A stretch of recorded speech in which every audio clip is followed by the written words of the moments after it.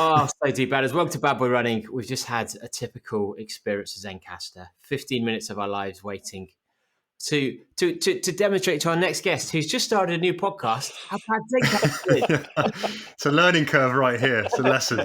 Our pain is your to your benefit, so you don't have to go through. And he's a tech specialist. He's a tech specialist as well. But if you we met Kieran at the On Running launch of their On Running Athletics Club in Zurich, not in Germany, in Switzerland, I'll have you know. And you probably know him more from Run Testers, which is the brilliant YouTube channel where they test a lot of kit to do with running. But recently he's also run the whole Danube for some reason. So we thought we'd get him on to talk about all of those amazing experiences. So welcome to the podcast, the wonderful Kieran Alger. Thank you. Thanks for having me on, and for the lesson in sort of podcast tech. That's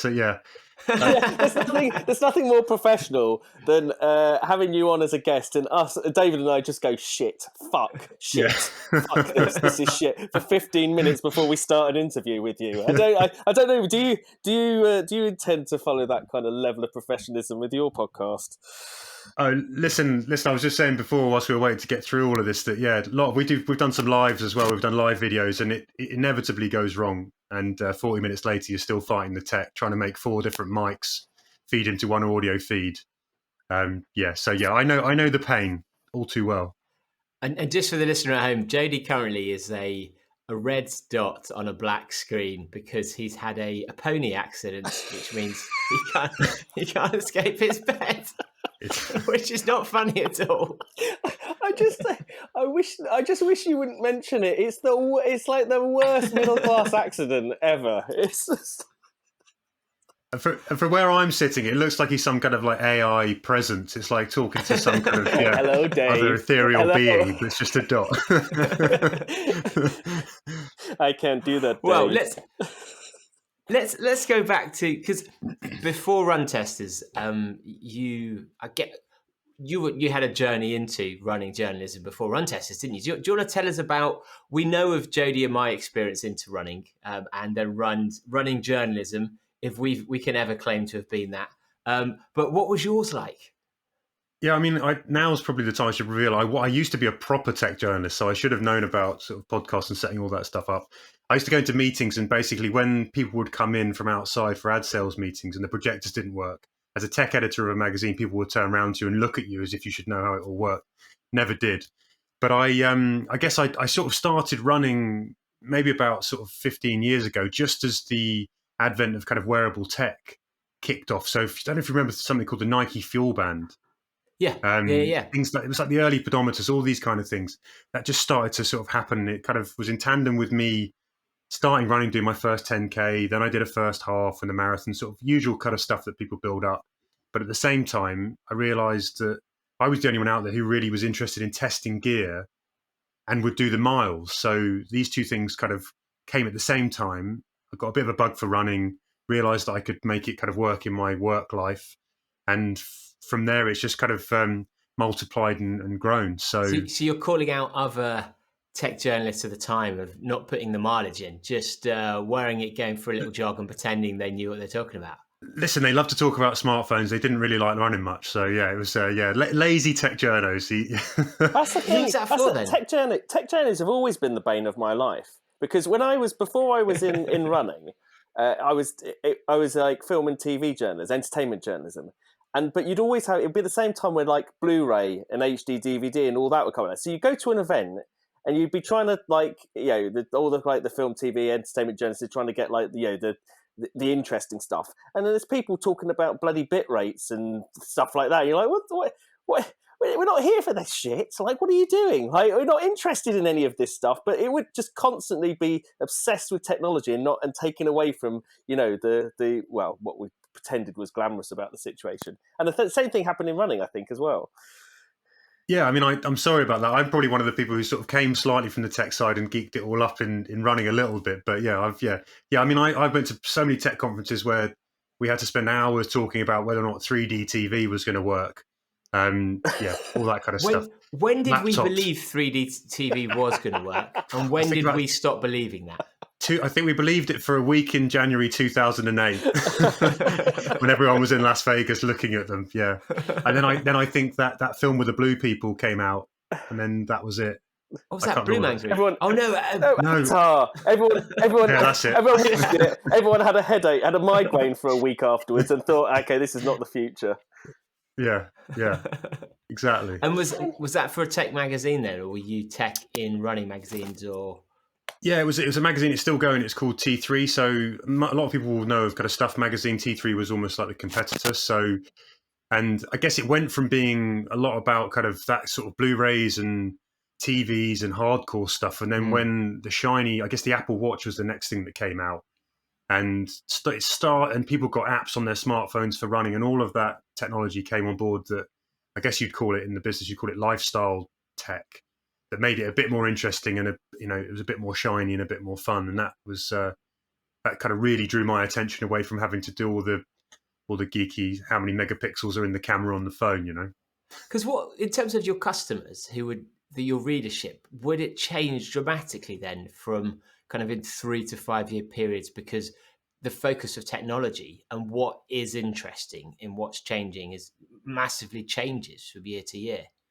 I think we always had a hardcore of people who were really, really into the detail, and they would sort of be a little bit disappointed to see some of the kind of the fluffier stuff coming in. But I think over the years, I was there for about 6 years, and I think over that 6 years, we moved certainly to things that were, I guess, a little more mainstream. And then I think there's a whole moment where everything became more technological, whether it's everything from kettles and toasters, and everything all of a sudden could speak to the internet, or had a display on it or whatever, and it just felt like everything was relevant, and we appealed to a sort of far wider audience. So is T3's future, wasn't it, at the time?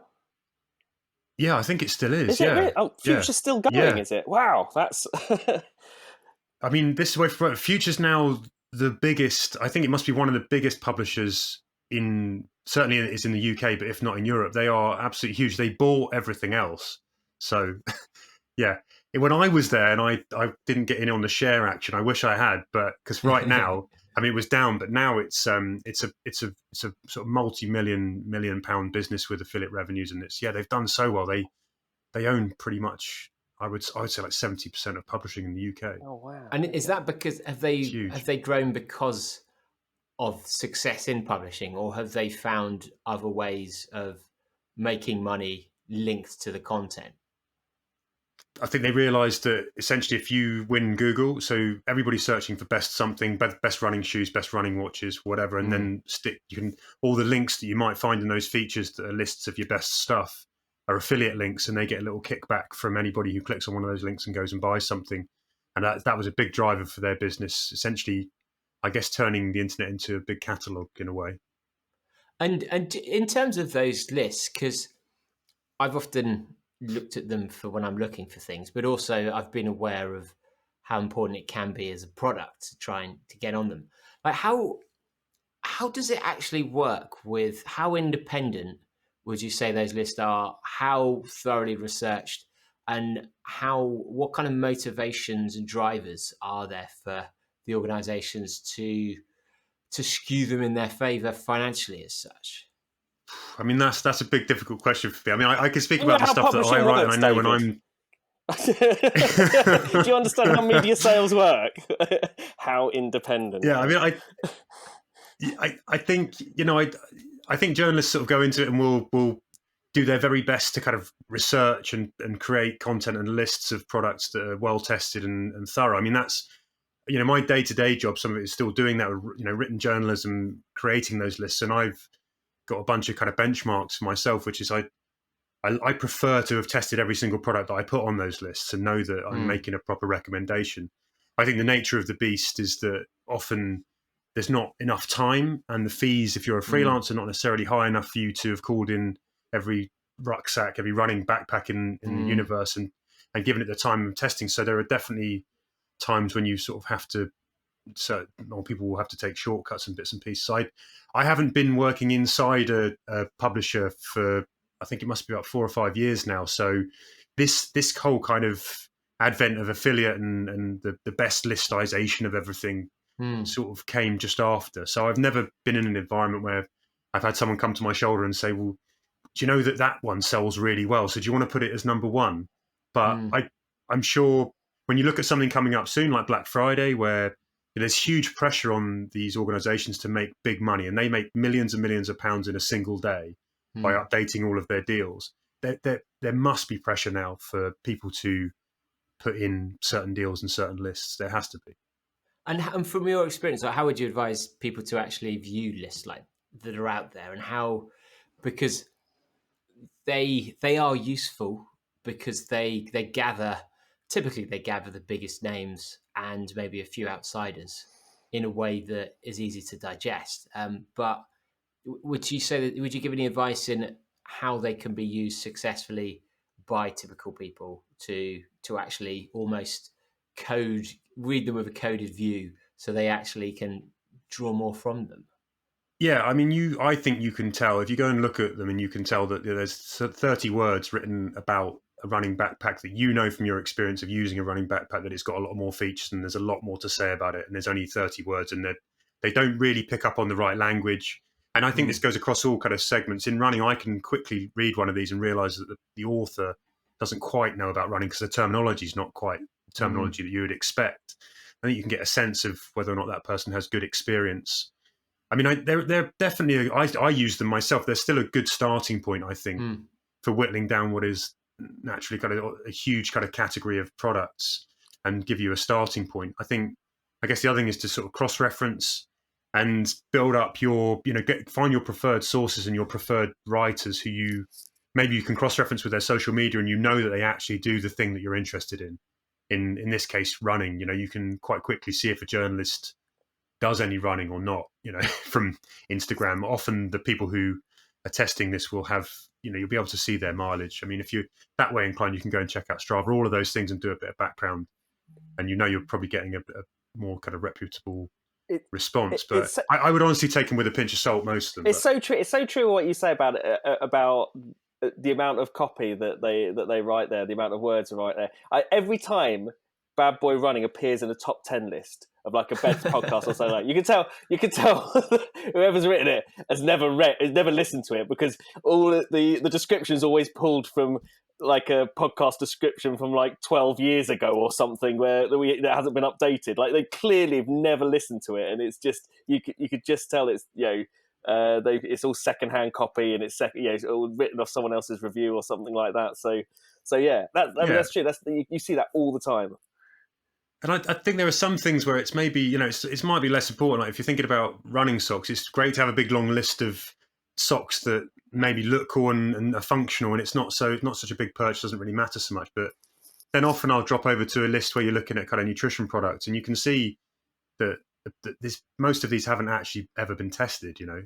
They've just found some interesting looking products. I mean, it's also a part, and this I think goes back even in magazines, where I remember sort of editors would say to me, you can't have two products from one company in the same feature. And it's like, well, this company makes the best of these, and they'll do all six of them. I think, but they might even have the newest ones and the best ones, and they're like, well, yeah, but we have to kind of spread it around. So sometimes you might end up putting in something that you wouldn't naturally put there, but because you want to sort of have a spread of different brands and different styles of watches that they go in, or whatever, or shoes or whatever, And so it's strange now that it sounds like we're almost set in a ecosystem where, because of the nature of how Google works and how we work, that from now on all lists are going to be pretty bad, because the way Google doesn't want long form massive reviews, and that there isn't really the financial position for people to review extensively huge amounts of products. Yeah, I mean, I think there's sort of some changes that have happened where Google, if it's linking through to a long form review from the list, it does kind of work with the algorithm to sort of rank those higher. And I think that's something that's starting to happen. They realize that they need to have some credibility in the background. But it's a difficult one, because having that time, and as a journalist, it's interesting, to make ends meet, to be able to review enough kit to get the articles out in time. How much time do you have to spend with each product? It's difficult. I think yeah, back in the day when you maybe in a magazine you only had, I don't know what, 200 or 150 pages to fill, and you could do, you had a few bit more time, or to test a few individual things. It may have been better paid and easier to do, but the internet is a hungry beast, right? Whenever I was given product reviews to do, but all the budget went on the photography for it and making it look pretty cool. Like backpacks, like we'd have 8 backpacks, and they'd all be strung up and they'd all look really cool. And then like whatever was left after the photography budget went to me to try and write it based on it was like about 50 words on each one. Where you're like, well, I don't, what am I supposed to do with this? But and you just can't get away with that online because you have the space, you've got everything else. In terms of something I've always thought about is that there are certain types of kit, and there's certain types of things to review whereby certain things could be objectively better than others, like watches, and you can have more functions, objectively more functions, objectively better. More intuitive to use, more ergonomic, whatever you judge it by. But when it comes to things like shoes, it's really, really difficult because, again, people's feet are different. There's so much kind of variation between nutrition, between that, what you nutrition operates in different ways. How do you deal with that? How do you try to bring some element of objectivity to those kind of things that have huge variations in how people react to them? Because again, it's from your perspective. You're obviously different from everyone else. Yeah, I mean, I think this is where the run testers. This is one of the kind of ideas behind the run testers. At the start we had 4 journalists who were testing gear, and we were all very, very different runners, very different people. We've got Nick, who's sort of super fast, 220 something marathon runner, and then myself, I did a bit more kind of ultra, could still run a fast marathon. I think Tom was a little bit more kind of the fitness runner, although he just ran a 2:55 to become the second fastest run tester now, knocking me down into third, which I'm not happy about. And then Mike, but Mike did a bit of barefoot running even. So we had these different takes on the shoes, and that's where we do a multi-tester review where you get different opinions. And I don't think we ever sort of try and come across as one opinion on it is the absolute, but we try and help people to understand how we use the shoes or the products, and they can look at us and think, well, I'm a bit like that, so I would like that, and they can tell from the shoes that we've used in the past. And then I think you sort of try and hold on desperately to the bits of the review that are sort of objective. Does it wear out on the soles? Is it a good fit for a certain size? Or, there are some things that you can still hold on to. But I think just kind of trying to get as many opinions in there as possible that people can look at and go, well, that person is a runner like me, really helps when it comes to shoes. I think nutrition is terribly difficult because how my body responds to one gel or one piece of nutrition is completely different to how somebody else, from a taste, from a energy levels, from when you want to use it. And I think that's one of the hardest bits. What was the most objectively awful nutrition that everyone agreed was awful? There must have been a couple that stood out. Oh my God, we've on the run tester, we've not done huge amounts of nutrition. I've had some sort of really, I can't really say that. I don't know if I want to really say the brands, but there's some cheap gels that there are some very cheap but very popular gels that I absolutely hate. Just because I think they taste like chemicals. And I guess it's the same thing. Essentially, at the base of all of these things, there's the same amount of carbs, and to a certain extent, I think if you can stomach them and get them down, you're probably going to get roughly the same response from all of them. So even going into it and saying, how was my energy levels affected by this gel after 15 minutes after I've eaten it? I think people like to feel like one gel is better than another. But for me, when it comes to those kind of things, it's, did you eat it? Did you feel okay? Were you still able to run nicely? Did it stay down? If it does all those things, you're winning, right? I think the thing with the advent of online publishing and the fact that it's kind of democratized like reviews in a way, there's no real gatekeepers now as there used to be in publishing. It almost moves the opportunity to align with a particular reviewer, so that I explain this in the sense that in terms of film. So, for example, if I like certain types of film, I know there's a certain reviewer who'll I always agree with the films that they like. So I look out for their reviews. I look out for the way that they talk about film, and I will always pick stuff that they choose. Whereas as a publication or something else, as a whole, I might not agree with those. And I think the same thing could kind of apply, like you're saying there, with with individual reviewers, that people go, okay, this person seems to have a running style that's like mine, agrees generally with the kind of like the speed or the physicality or whatever it is, and so I can kind of latch on to what they say is good, and that gives me a kind of a starting point for any kit that I buy. Is that how you kind of find that going, or is it still a lot more kind of nebulous?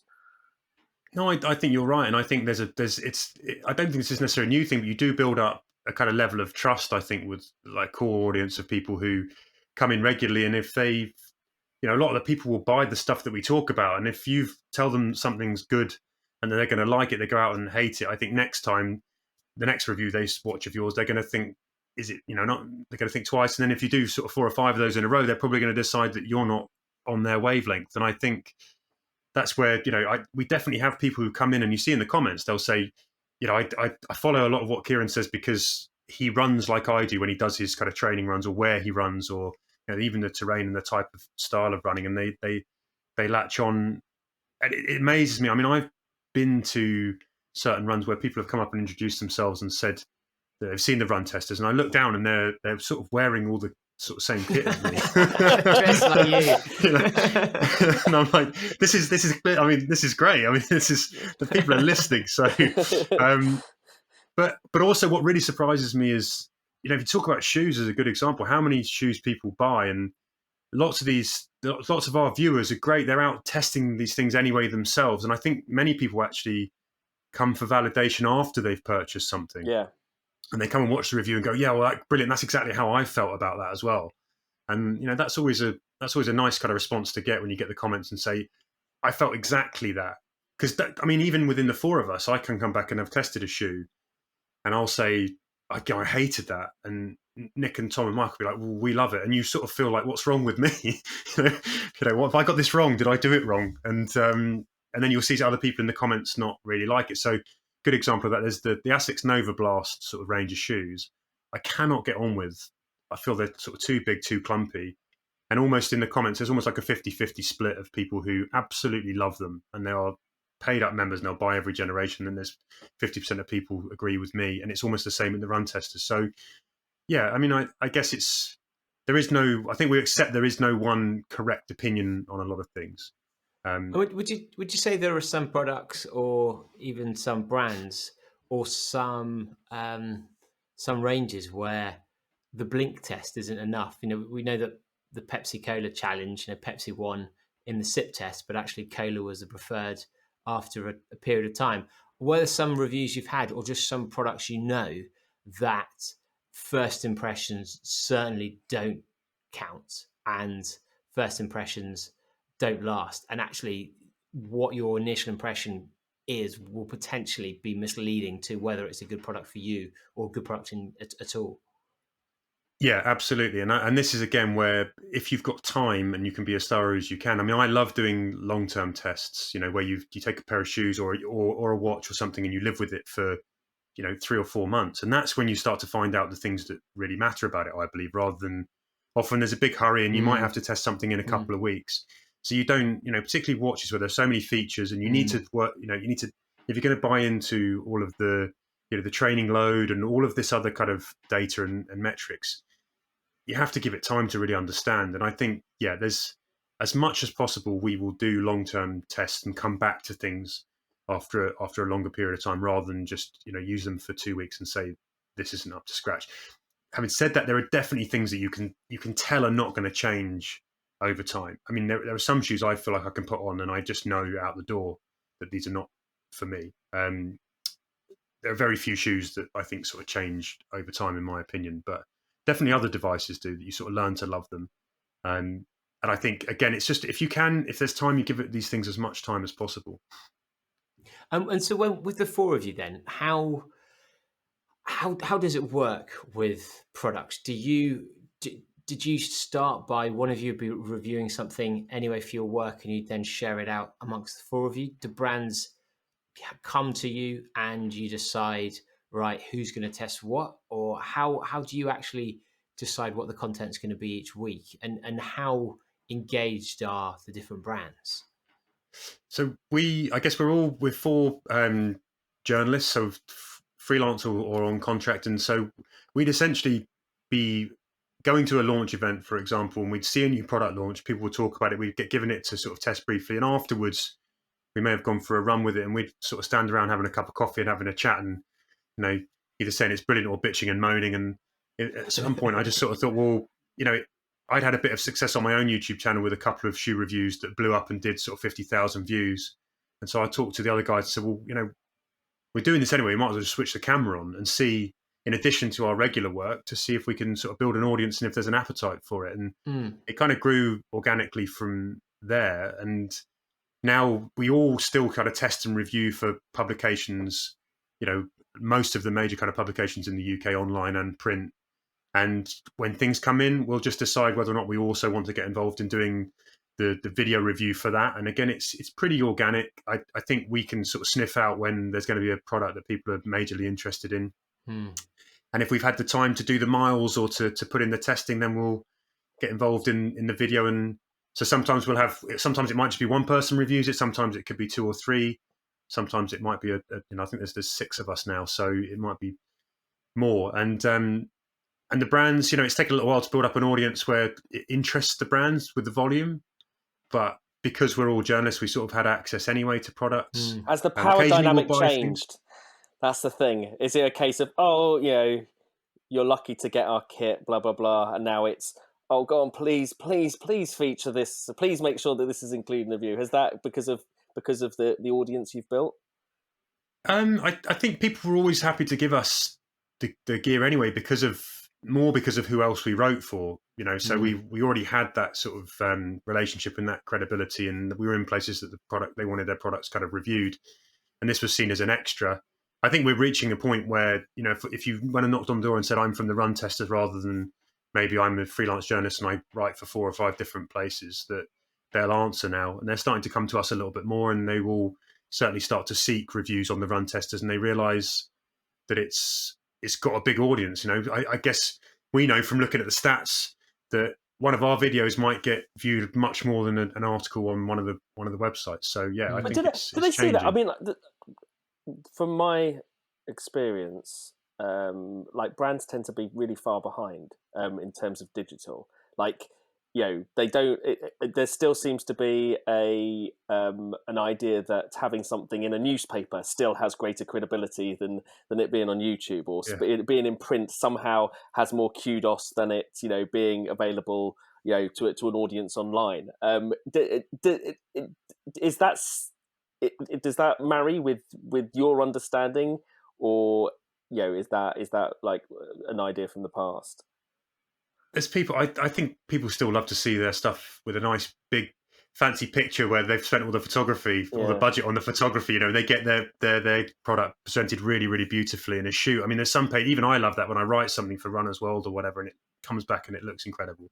But I think the one thing that shifted it for me is the advent of the kind of influencer culture. Yeah. So I think that basically just threw it on even a bit further beyond where we are. You can see that brands almost even start to bypass journalists, or I guess what we would maybe term, proper reviewers, critical independent reviewers, and go straight for we'll give it to these 15 people, and we know we're going to get a friendly review. And but here's one thing: if you have the word honest review in a title or related to any bit of copy around a product, my guess is it's probably not an honest review.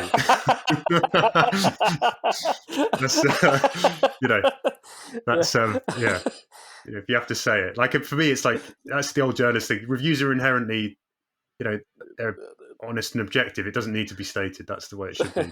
Well, I think there's an element as well that even if you want to be honest, if you're genuinely still excited or you're being paid to review something, that will have an impact. Versus if you're bored of kit, if you've already got enough trainers, if you've already reviewed 50 of these things and it genuinely is now just a job, it kind of it wears that gratefulness out of you, almost, so that you don't feel, I think, probably as tied to having to be nice.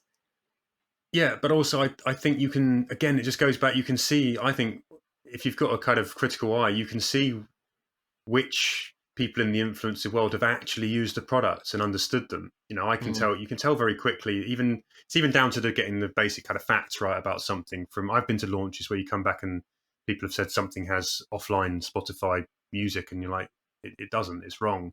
But they've just, and it's just a big blurt and they've been paid to be there and, they haven't even sort of done the basics. And yeah, so I think there's some of that has almost sort of bounced the whole kind of reviews culture, or that sort of I guess digital sort of culture even further on. And one of the things we wanted to do with the run testers was pull it back a little bit and actually be really kind of credible with it and just say it as we kind of see it with the products. We don't criticize, we don't go looking deliberately for tiny little faults and errors, but when something's not right, we don't want people to be buying it, and we'll say it. It's which seems like a strange thing to sort of make that as like it's a big virtue now, but I do think there is a shift. It's not the way it always is. And have influencers changed even the style of product launches? Because previously you're inviting journalists who are being paid to be there, and they've been to loads of launches, whereas now you're trying to almost make the launch a story in itself for Instagram. So have you noticed a big shift in who's at the launches, but also what the style of the launches are? Yeah, absolutely. And the worst thing that I've noticed is sometimes we don't get invited. Ouch. No, but I mean, but it's I have to say, yeah, there is a difference. There are difference in the way the whole kind of room is presented or a launch is conducted, and the information that's given, who's available to talk to, and all those kind of things. And if I'm gonna, I feel like I should do a bit of defending of sort of influence as well. The one thing I've always impressed with is how on it they are with the content creation right in the moment. I think I'm a bit old school, sort of traditional journalists, a little bit like I leave the room thinking, I should have done that, or I should have taken that photo, or I should have done some of that more in the moment on Instagram and real time, and they sort of report.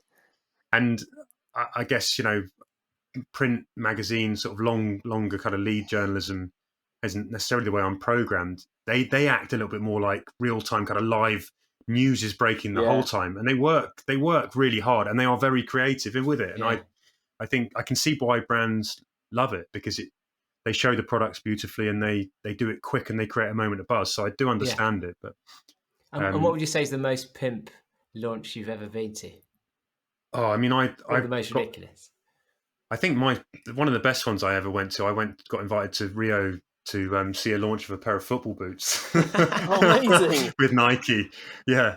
That was, we got put up in, pretty much the best hotel on the Copacabana. I think we played sort of five-a-side down on the beach and all sorts. It was, met the England team. It was brilliant. Wow. I think Neymar and Neymar launched the boots as well at the event we were at. It was like proper, came out and did skills. It was like proper swank, yeah. And what was the review like? I don't think I even, that was one of those, I don't think I even had to review those boots. It's just went. That's a good old days, huh? Didn't even have to do any work, yeah. And so I guess from your experience now then, because I'd say the one thing that we certainly don't do much of on the podcast, and I don't think we ever will, is we don't really talk about reviews that much or about new kit that much, because we're still living off boxes from journalists being a journalist like 10 years ago. I've still got the shoes from Men's Running from 2012 that I'm still wearing. And also, I do think people don't give a shit what we think at all. Rightly so. Reviews from us, I think, are totally pointless, and I think we'd say that as well. But I don't know. It feels weird because even when we obviously did that thing with Saw Running, and they sent us some kit, and I tried the kit on it. I absolutely loved it, but I felt a bit. I don't. We never talked about what the kit was like, what we personally thought about it, and I don't know whether and I always felt a little bit. Ooh, I don't know. I don't feel right almost kind of promoting it, even though they did. It's not really our brand. Exactly. The kit is beautiful, but we've never kind of gone, oh yeah, let's talk about the kit type thing, because everyone would see through it and it would be a bit shit. It's just not us at all. And I guess that's the thing. If anytime you have commercial relationships or whatever, you have to retain that kind of transparency and honesty. I think it's no good going, this is our Saw running best review, sponsored by Saw, whatever. All of those things, you have to be very mindful of where it comes from, and keep those relationships have to understand the other end, that you're still going to be saying the truth about their kit now and in the future. It's I mean, my favorite sort of tie-ups when you get a chance to work with brands are where you do something that's unrelated. So it might be if you get a nutrition brand to come in and sponsor something that you do that's really interesting, good for the user, about running watches or a challenge or something sort of side related, which means you keep your integrity, but you're also still able to create good content that benefits those listening. And having reviewed many different types of products and kit, what would you say? Where would you say people are best spending their money? And would you say there are any? Because we've always had this argument that socks are socks, and I've never had a pair of socks that have been awful or have been brilliant. And whereas other products do make an impact. What are you talking about? Socks? I've had socks that have been incredible. What? Really? Yeah. Yeah. What socks? There was this guy, I remember I went to this thing and this guy made this flippant comment. He was just like, oh yeah, I'll send you the best socks ever. And I was just like, okay, you send them to me, and if they're not the best socks ever, I'm going to put in the magazine that they're not the best socks ever. And he was like, oh shit. And then he sent them to me, and I like wore them, and like, fucking hell, they really are good. I mean, like, they really. I was of the same opinion as you, Dave. I was like, "There's no way that this thing." I'm like, "Oh my god, these feel beautiful." Like, I don't know what it. I don't know what it changed my mind. I can't remember what they are now. But I did wear them for about like 10 years, and so till they fell off my feet, and so I'm sure they weren't that great at the end. But listen, yeah, I mean, I don't know. There are socks that I like to run in, but there's one sort of brand of socks that they're called Brave Endurance, a little sort of smallish kind of Welsh company. And these are the only socks. I mean, these are the only item of clothing that I have been out in various different places and people have complimented me on what I'm wearing just because of the designs on them. People come up and say, I really like your socks. How do you spell it? It's called Brave. It's BRAV, Endurance. And they just do lots of kind of crazy patterns and designs. And this sounds right up your street, David, doesn't it? Crazy patterns. Completely. But yeah, I mean, no one has ever complimented me on any other item of clothing I've ever worn in my entire life, apart from these socks. I'm like, I'm all over these. But although Jody, cycling brand. Oh, what? Are there any other kind of like little brands and things that have kind of snuck in terms of, that they don't have the big bucks and everything, but they've kind of come in and you thought, oh, these are like gems to watch. We really like some of the stuff they've done, and you can kind of look out for them in the future. Yeah, I mean, there's one, and it depends. Again, this is one where it's sort of down to taste. But there's another Welsh brand called Fara, and they make gels there's like 5 ingredients. They're basically like a squashed kind of date paste. Salt and a bit of lime juice. But I just prefer those if I'm doing long ultras. They're very sweet, but they're a little bit more kind of natural. And those I kind of rate. I'll mix them up with other products. But again, I quite like giving people who they haven't got big marketing budgets a chance to kind of to shout out if the product's good. You come across these gems that it works, then we're more than happy to talk about those as well and give them a shot. Okay, I'm going to ask the question that David wants to ask, but he feels like there's a conflict of interest. If you were launching a product, what would you do in order to get it maximum exposure, just like completely fresh, maximum exposure? In terms of on YouTube with influence, everything else, like what would your strategy be, knowing what you know from the inside? Oh, I mean, I would basically choose about a dozen well-placed journalists within the industry, or maybe stretching into some of the influencers, and I'd make a real effort to ensure that they really understand your product and what you're doing, without any pressure. Just nice, friendly approach. How do they do that rather than just sending a shitty press release and then hammering you on the phone? How like what kind of stuff? Yeah. Don't send the press. I'd find one friendly journalist who might even kind of help, but you've got to have a product that people are going to believe in. It's no good if you're selling something that's no good. You've got to believe in it, and then I think let the product speak for itself. But I think you've got to try and make a personal contact rather than hitting the inbox with another press release. And I guess that might be, I don't know, winding up at some event or something where you kind of getting in, or I think Run Testers is a bit like that, where because there's 4 of us, we sort of cover quite a lot of the publications. So there's you can hit quite a lot of the industry with a few people if you know the right freelancers as well. But I think just be nice and be if your product's good and you can see that it comes from a good place and you're trying to do something interesting and valuable, then I think that's half the battle, really. And for people at home, let's go through some from different items and say. So I was speaking to Andy Badley, who was wearing a £900 watch when we were out in the pub last week. Yeah. And I was questioning the value of a £900 watch, right? Are Garmin still the outright leader? Does it have to be a Garmin still if you want the best? Are all watches now good enough?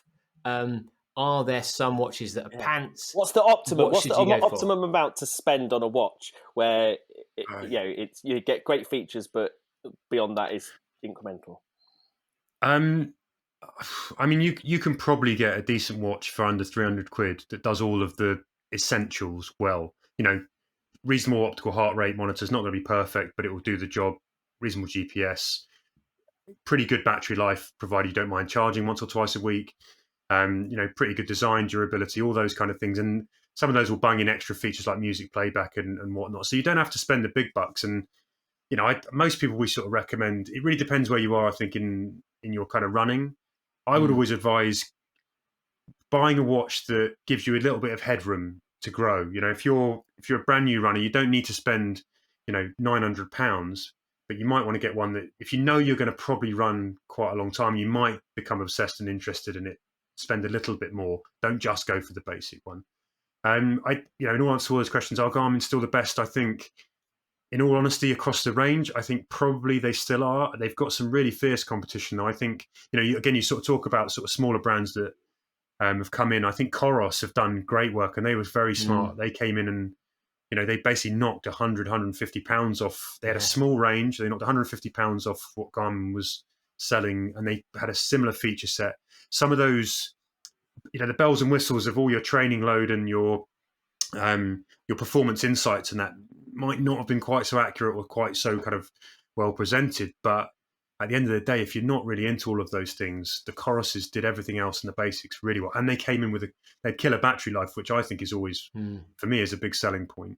And I think that's one of the only reasons I might go for like a £900 watch. Like I think the Garmin Enduro 2 is like 950, but it's got 150 hour battery life, so you never have to charge it. And like, literally, I think that's more dangerous. That's when you're in trouble. When you suddenly when you don't have to charge it, it's better to get in a rhythm. You want to be putting it down every night and know where you put it. Yeah. You want to turn up one day and go, I haven't charged it, and all of a sudden then it's on 0 and you get to the race start and you've forgotten. Yeah. Exactly. You're like, it's going to be fine. And 3 years later, you're like, God, I haven't recorded in months. Then trainers, are there any fast trainers that aren't the thick, stupid-assed break-in 2-minute trainers? Yeah, I mean, there's again, this is something that I think I vary from a lot of runners. I'm not. I mean, I love running in the sort of silly carbon shoes and doing fast racing, all of those, and get the big kind of springy, bouncy. But I quite like old traditional shoes that are a little bit firmer, and they run fast, but you have to do some of the work. Your feet are still working. You're getting that kind of contact, and I think there's something quite cheap. Like I think the Under Armour Flow Velocity Wind are quite good for that. They're light, they're fast, they're pretty agile. I'm all up for those. I think the Hoka Rincon range are also a bit like that. They're lightweight, and I think you can race fast in them. They don't offer quite the protection. A lot of people go, now there's sort of a trend for everyone wants to feel like everything they're sort of running on a set of pillows, and I'm a bit like, well, I'm not really. I don't buy entirely into that kind of lazy foot sort of scenario. So you could definitely buy. I mean, you can even buy now sort of carbon racing shoes that are cheap. I think Decathlon have a pair of kit runs that come in, so you can even get those that are much cheaper as well. You don't have to go for the 250 quid Alpha Flies necessarily. I mean, and do they work? I think there's definitely performance benefits from those carbon shoes. Can you run fast without them? Most people, absolutely. I think most people, particularly if you're an early runner, you're going to do your first marathon, I need to have Alpha Flies. It's like, well, I wouldn't bother spending the money yet on that. Wait until you get serious and you've done all the other bits. I think there's a lot. If you look at, there's a lot of kind of sports scientists will say, well, did you show up to training consistently for the last sort of 16 weeks or not? That's where you're going to get your 2 to 4%. The shoes, great icing on the cake if you want, but it's not for me. But I can get drunk and get 2 for 4% online overnight. But this is where there's the easy spectrum. Yeah, you can just yeah. But if you want to save yourself 250 quid, I don't know. My next one, shorts. Who's got the most number of pockets in their shorts typically? Because it pisses the hell out of me. Where do all the pockets go? Best pair of shorts I've ever run in. I ran the Danube in them. They are from a brand called Cimalp. It's spelled Cimalp, and there's a pair called the Aosta H French, which is a terrible name. But I think they've got about 6 pockets, and they've got a full waistband, stretch mesh waistband that goes round, that's got Velcro on it. So you could basically stash everything you want. Velcro waistband. It's like a stretch mesh, but it's got Velcro closing. So some of the waistbands that you get, they're open and things just fly out. These ones, they're like extra waistband pockets on the top. I'm looking them up as we speak. So it's Cimalp, Cimalp. Yeah. So I think they're French, they're sort of French brand. Again, fairly new to the UK, but I think you can get those. They're sort of fairly cheap. They've got a base layer short in them. They've got 2 zip pockets on the legs, and then they've got more pockets on the sides as well, I think. So they're really good. I ran the Danube, and in them I carried an audio deterrent, big chunky audio deterrent to chase away the dogs. I carried rocks for the dogs, 2 cans of pepper spray. I carried selfie stick, camera. I carried like 90-gram pouches of gels. All of this in the whole thing, and that was fine. They were wicked. I love them, and they lasted 67 days, and they're still going. They look like Raymere shorts. So I'm on the website now. Raymere already shorts. Don't do that. Which is not a bad thing. I'm a big fan of Raymere. Cargo shorts, basically. I like. Yeah. Here's me think. I was thinking I was swanning along the Danube, looking really cool, like you're like I'm like Raymere's, yeah. No, mate, it's great. You're in a 90s Gap advert. It's just it's what you want to be doing. The Germans probably love that. The Hungarians. Yeah, probably catching up. I'm kind of aware that we've almost been 50 minutes on this. We haven't talked about the Danube. What would your view be to coming back and talking about that as almost a separate episode? Yeah, I would love to. Yeah, I'm always happy to talk about that. It's all I think about. So just because I'm worried if we talk about it now, we're almost going to rush it. Yeah, not going to do it justice, are we? Yeah. We'll save that one for. Yeah, well, we'll say that for. But I'm trying to think if there are any other nutrition. Are there any products out there? Because we did a product episode with Wiggle some time ago. They came up with one product they thought was like most runners don't know about this, and it's revolutionised my experience. Anything that's come across your desk that has either surprised you in a good way or a bad way.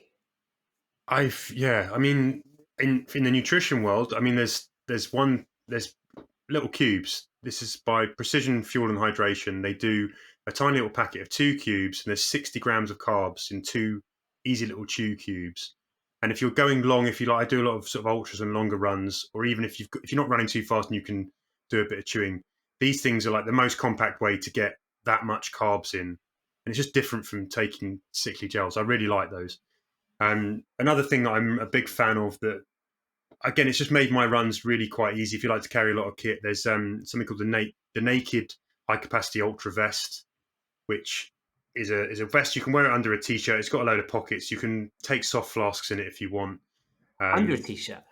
You could. I tend to wear it under. You can wear it over if you want, but it's a bit of a look. So it looks a little bit like a sports bra sort of shape. Wow. Okay, just look at it now. Yeah. But it's just meant that whenever I go out and want to carry a bunch of stuff on longer runs, it's just a great place for phone, for all that, cards, keys, all that kind of stuff, and it keeps it in place. And you can scale up with a couple of bottles as well. It's just really kind of flexible and a good investment. That's made my runs where I'm going to be out for sort of 3 or 4 hours really easy. So it looks a bit too huggy, like it's not overwhelmingly tight. I don't find it. No, I mean, I think maybe you want to go maybe a little, measure your chest and maybe go a little bit up and get the half size up if you don't like it too tight. But that tends to kind of keep all the stuff in place if it is a little bit more secure. And I used it on the Danube because I could hide stuff in it. I had my t-shirt over, so no one. I sort of felt like no one knew where all my gear was. You know, I could have money in there and that, and it felt a bit safer. And also, if you're the type of gentleman worried about wobbly moves, this would hold it all in place. This is definitely, that is one of the big benefits. Is all your wobbly bits stay well flat, makes you look like you've got proper pecs. And are there any products that have come across your desk that could have sounded like good ideas or not good ideas that have just been god awful? Oh my god! I mean, there's loads of them. We get a lot of them. I think, I mean, I just, it's loads. There's loads of watches. There's loads of headphones. I think it's a difficult one to sort of pick on individual case. I'm just trying to think of something that's. Are there certain brands who have all the good ideas, but not a lot of them are executed? For what, and that's not necessarily a bad thing. Actually innovating and coming up with crazy ideas and stuff is good. But are there some that make more of an effort and maybe have more high profile failures than others? Yeah, roll the dice more. Yeah, I mean, there's some. I mean, the one that's just popped into my head. There was a device that the idea was it would track your kind of running gait, and then it would tell you kind of which shoes you should wear, or should help you identify which shoes. The problem was that you had to wear it without shoes on in order to test it. So it kind of meant that no one runs the same when they haven't got shoes on as when they have shoes on, and it's like that was it's those kind of things where you can see the idea. You're thinking, this. I get what you're getting at. And if you can get it right, it's probably really useful because you could. Where did it sit? Like, how was it on your ankle, or was it strapped like a sock? I think you strapped it to the top of the foot, if I remember rightly. It went on the top of the foot, but you'd have to go out and run barefoot outside or whatever. It's a bit, it's a bit crazy. And then I guess the other areas, there are loads of products that want to tell you how to train and use AI to do so, and I always find that they just misunderstand.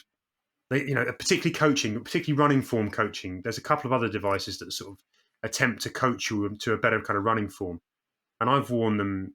And one of these, for example, it's kind of said it could recognize where your foot was striking. I deliberately went out and ran on my heels for a mile, and got back, and it still said I was running fully kind of mid to forefoot. And these things. Then it's barking at you in your ear every minute because you're not running with the right cadence or the right kind of foot striking cadence and gait, and it's like, oh Christ, it's just overkill. There's loads and loads of that kind of stuff out there.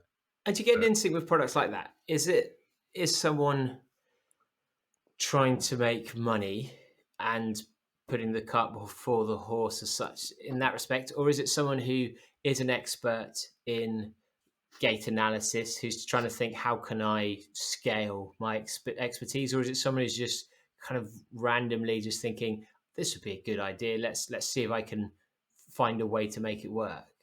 I think it's probably a mixture of both. I think a lot of these products, initially, the technology and the idea might come out of universities or labs where they're working with sports scientists and people who really are expert in their field and want to translate that to help people.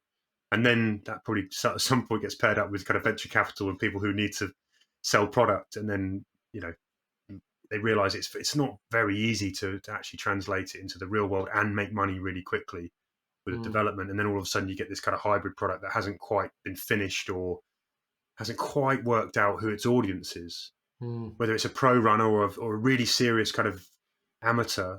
They often then, because the market they have to hit is so broad in order to make the money, they start to market this thing like a running gait and analyzer that's really only elites are going to understand the terminology behind it, or people, they try and market it a beginner runner, and you're like, well, beginner runners don't need 250 quid's worth of gait analyzer on their foot when they're first starting out, and it all gets mixed up and mashed up. And I think, I tend to think they sort of start coming from the right place, and then at some point it gets muddled.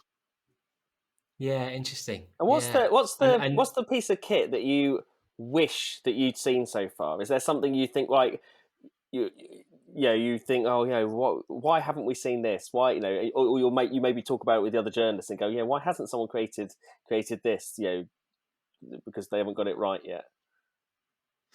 I mean, I think one thing is when you sort of get into sort of fueling and hydration and nutrition, is something that tells you whether you're kind of hydrated, whether you need to hydrate, whether you're well fueled, whether you're, now in real time looking at busting over your kind of lactate thresholds, all of these things. I guess from a really out there sort of technological point of view, one of the things that it will come, but it's going to take a bit of time, something that might bleep at you when you need to do certain things, or at least give you a bit of background. You've got to be careful. Isn't that the carb version of that? Is it Sapiens? Yeah, Super Sapiens. Super Sapiens, yeah. It's meant to be good at that, but I don't think it does lactate and pace, or it's just glucose in the blood. Yeah, at the moment. And that, the best use for that one actually is to look at how different foods affect you, I think, rather than for me personally kind of in real time. So I wore one actually through the whole Danube pretty much. And I could never, it tells you when you're in you're in your kind of glucose performance zone, when you've got enough sugar essentially in the body in order to perform at a certain level. So there's a band throughout the entire Danube run. I could never, no matter how much I ate, I could never get into that zone. And I just know instinctively that I would be having to eat more than I needed to. And I was eating a lot of pastries and sugar and Haribo and God knows what. I was just troughing, drinking cans of lilt every other 10 minutes. And I just couldn't, it would go up and down. So I was like, well, I had a better sense of myself really throughout that. And I do like some of this stuff as a bit of guidance. And I think they're all useful if you take them just as guidance, not as the law. Have a look, have a play, learn something about yourself and move on. Don't actually necessarily follow them to the absolute. But is there difficulty I guess the trouble is with... Oh, sorry, go on. No, go ahead, Jody. I guess the trouble is... You go, Jody, you go. I was going to say, isn't the difficulty with all of these things for the people who created them is that in order to even get noticed and even get on your radar, they've got to make like big claims and talk about things. Everything has to be revolutionary. Everything has to be changing something. Everything has to be changing the way things are done in order to kind of get that attention. So invariably things are going to fall far short of that. Is that something that happens quite a lot, or is that how are those brands kind of approaching you and those manufacturers approaching you in order to try and get the attention for their things? If they're not talking about doing things in a new way or a different way, or is that normally the angle that's taken in order to kind of get your attention on that? Yeah, I mean, everything comes in. It's everything is sort of flagged up as kind of groundbreaking or doing something really new. I think the worst case is when you can clearly see there's disparity between what's being promised and what's being delivered, and that's where, as a reviewer, you've got to put yourself in the position of someone who might be spending often quite a lot of money, and you're like, well, this product isn't ready yet. It doesn't actually do what you say it's going to do. Some of them don't function necessarily. There's bugs, in some of them. These kind of, particularly this new sort of cutting edge stuff, even within the software and the app, and you can see gaps. And that's where I feel, particularly with some of those devices, I feel it's a bit of a crusade really of mine that you want to let people know, because it's a lot. If you're going to part with 250, 300 quid, it's not small beans, and a lot of these things there's many things that I've tested, they're going to be like the sandwich toasty maker that ends up in the drawer of that version of something for running. And I feel for beginners who might get bamboozled by that. And I think if you're clever with the marketing of your product, you've got to be honest about it and what it can do. I think that's the best way. And if you're the worst thing is brands who maybe launch something and then they say, in a future update, it's going to do these things. And you're like, well, don't make me pay 250 quid for it now then. I'll pay that when it can do what you say it's going to do. Unless you're really clever about it and you take people on that whole journey and you get them in early and cheap and let them grow with it. And I don't know, you sort of, and then it's take your customers with you and let them test it and be part of the process of growing it, and you buy into it. I think somebody who's done that really well, actually, one product is Stride Running Foot Pod, which worked really hard to engage its kind of its customers and listen and work with them to improve the product as it went. And they built a community around it as a result, and that was a model of, I think, how it should be done, rather than people come in and they say they solve everything, and then they clearly can't. But And are those, so would you say, because we've not really talked about Stride ever, are they actually a worthwhile product to use, and to does it give a good performance benefit from having that data? I think it can do, yeah. You have to, I think with most of the best technology that comes into the running space, you have to invest a bit of time. You can't just strap something on and it's going to fix you. You have to invest a bit of time to work out how best to use it for you. They will help you. Like, there's loads and loads of guides, and they've got coaches and seminars and webinars and all kinds of things you can go on to learn how to get more out of the product. But from a simple perspective, my best case was I ran a half marathon, hilly in the heat in Wimbledon, and just by knowing my kind of the power target number that I should run at, I followed that all the way through, and I ran my most even, clean, least suffery half marathon in conditions where I probably would have got the pacing all wrong really well. And it just worked as a guide. And I loved it for that. I think from sort of a pace management point of view alone, that it can do really good things.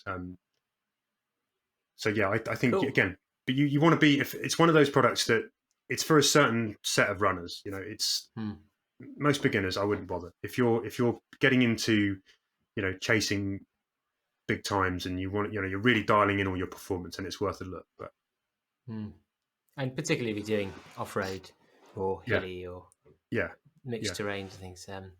Amazing. Well, that's been fantastic. Really, really interesting episode. Have you got any other questions to throw into the mix, Jody? No, not at all. We've got an error coming up, so I'm very aware that we need to end this very, very soon. Well, thank you so much for coming on, Kieran. Is there anything else we can kind of promote that would help you as a podcast? I'm on Instagram at manvmiles. There's obviously the run testers. We're going to talk about the Danube later, but there is a charity link. I'm raising money when I did that run, so I've raised nearly £10,000 for poverty impacted children. Nice. And we're very close. We're about sort of £60 off. So anybody who feels like they might want to donate to that would be also very welcome. And what would they need to search to find that?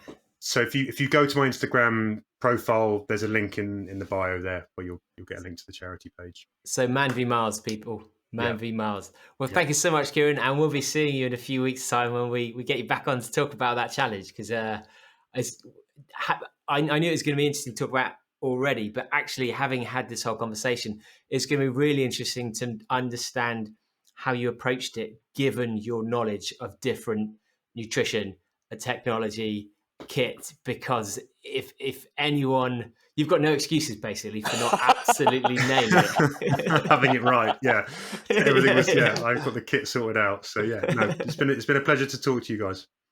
Thanks so much, Kieran. Take care. Thank you. Cheers.